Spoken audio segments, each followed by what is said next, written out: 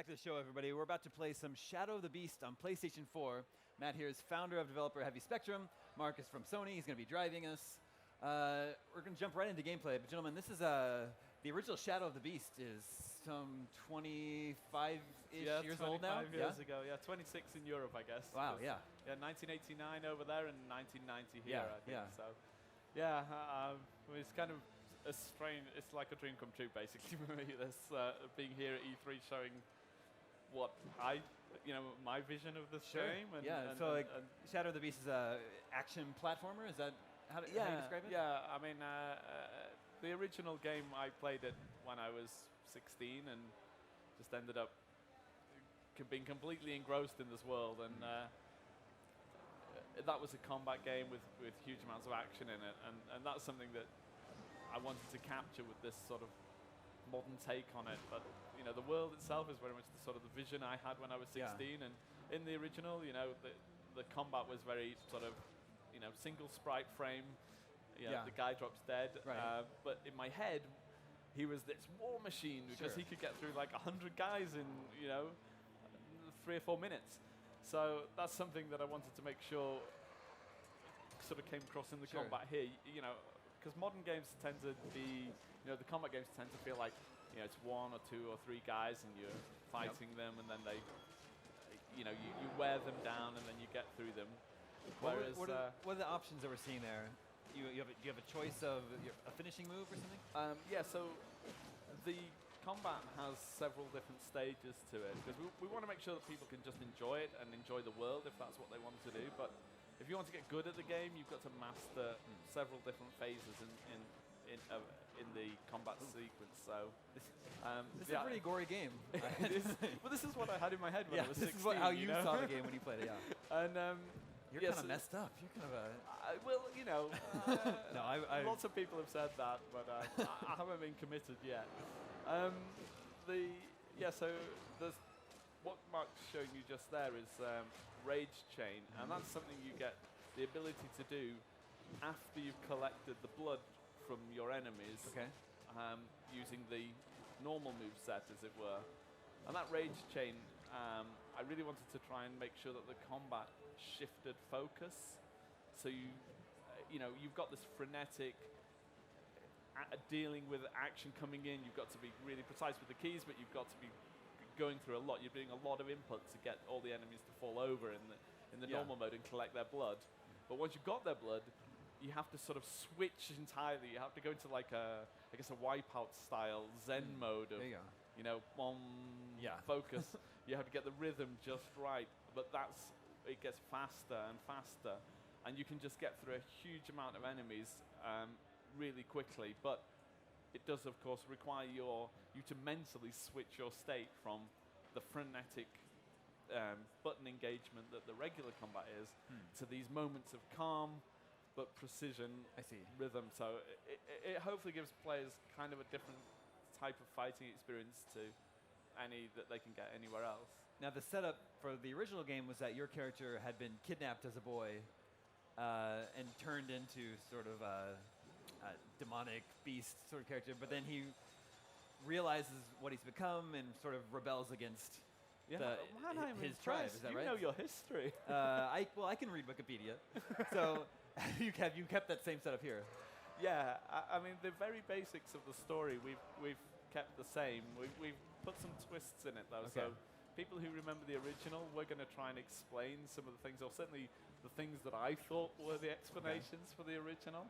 So Arbron, for those who don't know him, but just to fill them in on all the story, Arbron was stolen as a baby, and there's an evil force in this world called Malatoth, and he basically uses dark magic to turn that little human baby into this beast of a man, really. And then Arbron sees his father being killed, and that breaks the spell, and now he's out for revenge. And when you've built a war machine and it turns on you, then you've got to start worrying. So Malatoth starts throwing all of these enemies and all of these obstacles in this hopefully quite weird and varied world in your path.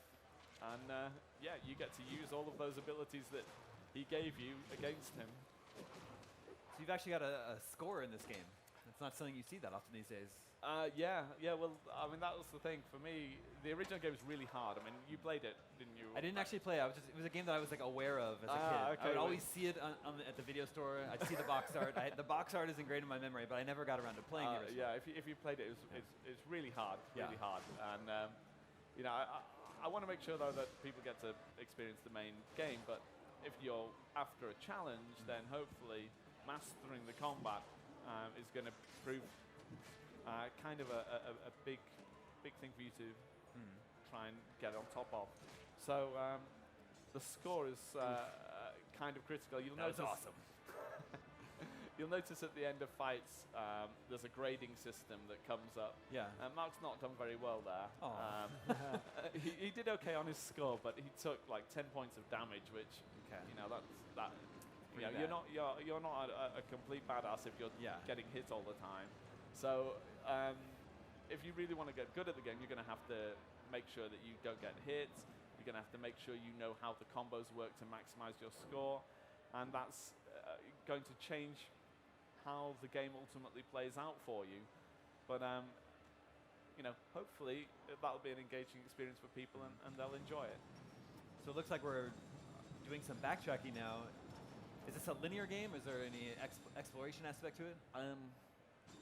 Now you've put me on the spot. I'd say semi-linear. Okay. Yeah, the game has sort of a very discrete set of levels where you can quite clearly transition. We're trying to make sure that each of the levels is entirely different to every other level. So, you know, one will be underground, one will be you know, surrounded in water, one will be, you know, one of them's got pink trees, and you know, another one's got like purple skies and a shattered moon, and you know, hopefully these things are all going to feel very, very different to each other. But then we want to as well make sure that it's not just Arbron's brawn that is exercised. He is a human. He is a thinking person. You know, he has a mind of his own. So we want to make sure that you as the player have to be able to think as well. You have to be able to look at some of the levels and think, well, what do I do here? How do I get through this? And that's something that, you know, hopefully again is going to mean that you get onto each level and you go, wow, and then you have to start thinking about the game differently again. And you know, I'd love it if people played it and got this sense of variation as they went through it and enjoyed each level discreetly and felt that they got something new out of it. So our weapons are actually part of our body, is that right? Yeah, so Arbron's got sort of two sort of bone hands, bone spikes that come out of his body. From the crutch, he's got like spikes that come off his elbows, and his primary source of attack is direct connection. Again, you know, he hasn't got like blades on the end of long chains, like Kratos, for example, or you know, he's not got a sword. He's not, you know, so it's not just I'll wave in your direction and you'll fall over. When he hits somebody, he hits them. Yeah. You know, so every single kill in the game, Arbron literally connects his hand to the enemy's body. So it's quite a physical, visceral experience compared to you know other games that you can play out there. And hopefully, again, you know, it's just going to make it feel like fresh to some degree to players. I mean, you probably noticed it's a 2D, 2.5D sort of side scroll, and that was really because we wanted to make sure that you had these sort of beautiful vistas as well while you're doing the combat. Because with the 3D sort of combat system, you end up having to put the camera quite high so you can see around you. So you're essentially watching the tops of heads attack each other, and you're not going to get that sort of immediate physical connection that comes from if you can't actually go and see it. What's that? That's like your smart bomb. So if you get into real trouble, you see in the bottom left corner of the OSD, there's like 3 spikes. Yeah. That's your, they're like smart bombs that you can collect in the world. And Arbron channels all the magic out of him and into these spikes made of blood that come up and kill everybody around him. So if you get surrounded by enemies, that's a great way to just get yourself out of trouble. But you've only got a limited amount of them. And yeah, as I say, it's 2.5D, it's not 2D, so Mark's just dispatching those guys in the background using the spears. I like that you're playing with the depth of field. I think he also threw a guy off the bridge towards the camera, is that right? Yeah. Nice little touches. Yeah, and some of the other parts of the game, some of the other levels really push that further, so you have to sort of look at the level not just as a 2D side-on thing, but as a 2D side-on thing where the background is relevant to the foreground. So yeah, I mean this is the first enemy that really sort of asks you to start playing the game a little differently. Your basic mechanics are not necessarily the only thing at your disposal. Now, when we died a few moments ago, we consumed an innocent soul. Is that what it said? What's that all about? Yeah, well, that's so again, it might sort of allow some people who really just want to play through the game and enjoy it. You can just use an innocent soul to resurrect yourself and just continue from there. Just carry on from where you are. Use an innocent soul. It should mean something. There's something in that that should be giving you a clue that this is not a good idea. Okay. And that does have a bearing on what happens later in the game. Interesting.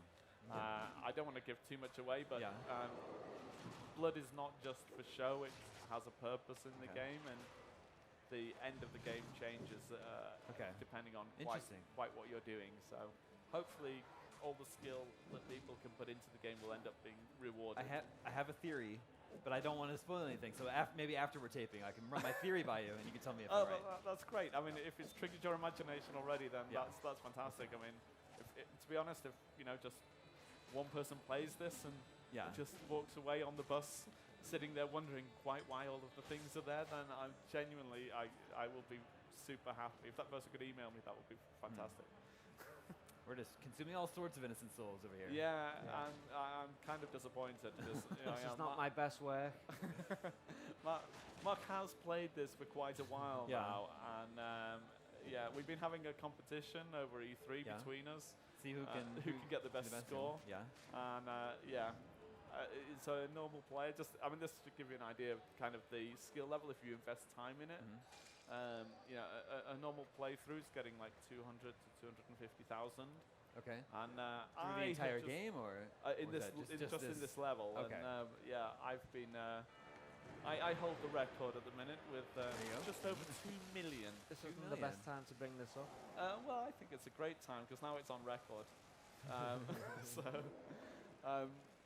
So the pressure's on for Mark. If he can get 2 million by the end of this, then I'm going to be embarrassed on live stream. So I don't know. I don't know if we're going to be able to reach that in the time that we have left.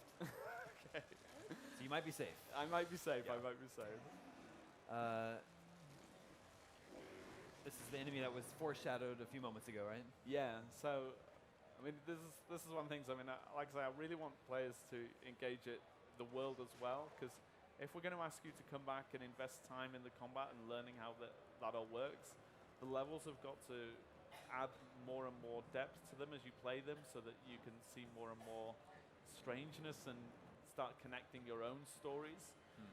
So one of the things that we've done is we sat down and wrote out, I mean, literally, well over 100 pages of story for everything. So that's Santrol. We have a story for him. We have a reason why he's there. We have why he was chained up, and why he was chained up, why he's chasing you. All of that is, we know why that is. We know why these jet thrusters are here in this cave. I mean, it's an odd place to have them.